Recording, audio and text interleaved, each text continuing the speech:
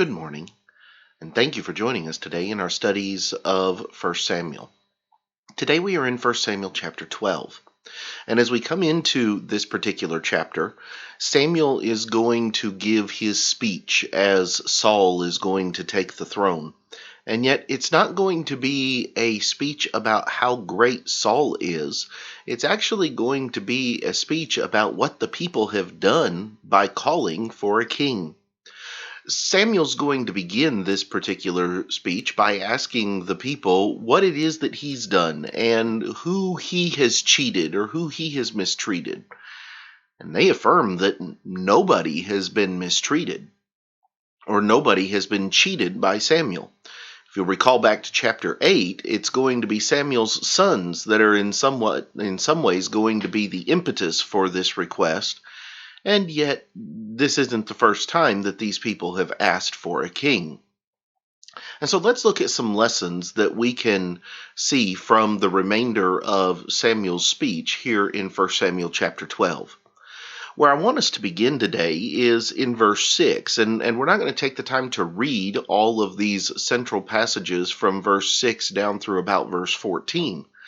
But I want you to notice that he begins by giving Israel a history lesson. And he is going to tell them what it is that has led to this point and what God has done for them leading up to this point. He will go back to the time of the Exodus, and he will talk about Moses and Aaron and how the Lord utilized Moses and Aaron to bring them out of captivity, and about the rebellions in Israel, and about the days of the judges, and all of those things that God has done. It is interesting to note in verse 11 that as Samuel lists several of the judges that God sent, he is among them in the list. He puts himself in the list, and rightfully so, because he is.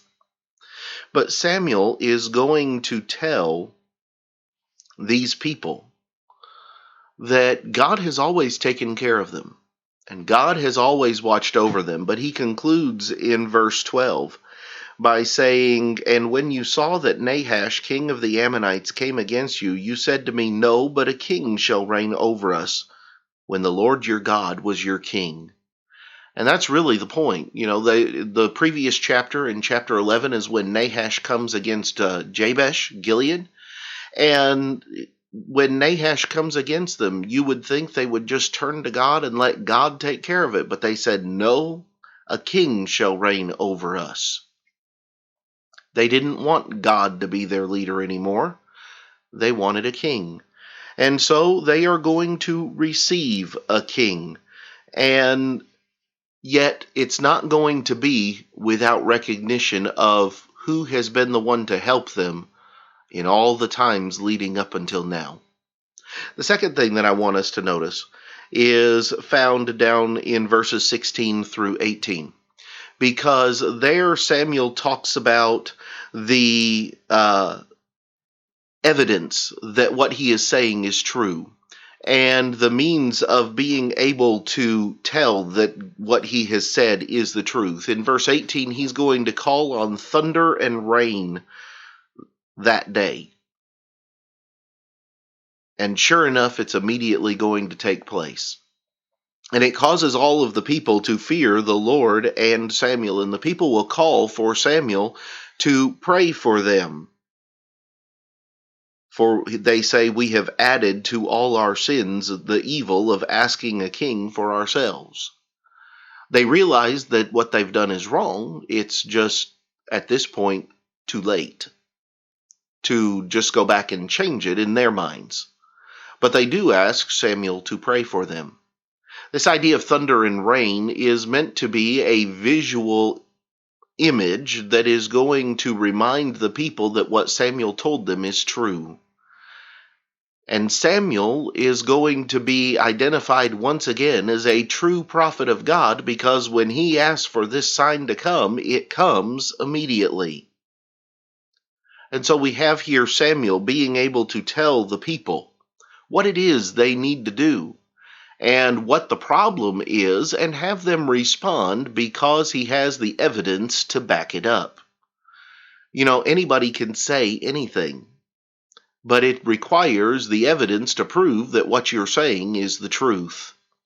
And Samuel is going to utilize that here through the thunder and rain. But then the third thing that I want us to notice this morning comes from the end of the chapter.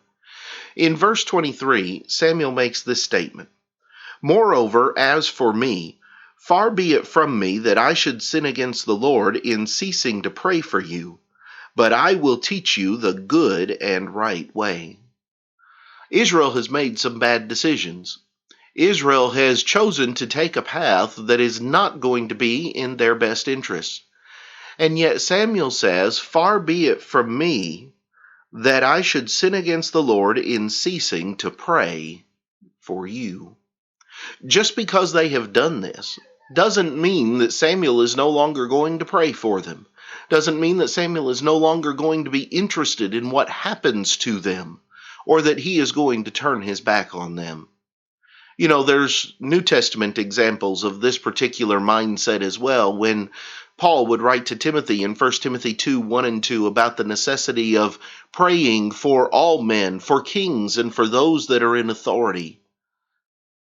That it is necessary for us to pray for others, and even to be willing to pray for those who are not our friends, who are not on our side, and who are not following the steps that they should be.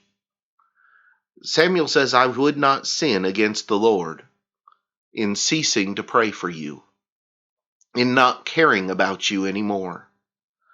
But instead," he says, "I will teach you the good and the right way." He also is not going to fold and just pretend that everything is okay when it's not. Samuel gives us a great illustration of what it means to truly love and care for God's people in an area where you have no control over what it is they're doing. He continues to pray for them, and he continues to teach them. These are some of the things that I have seen here in 1 Samuel chapter 12. I hope that they've been beneficial to you.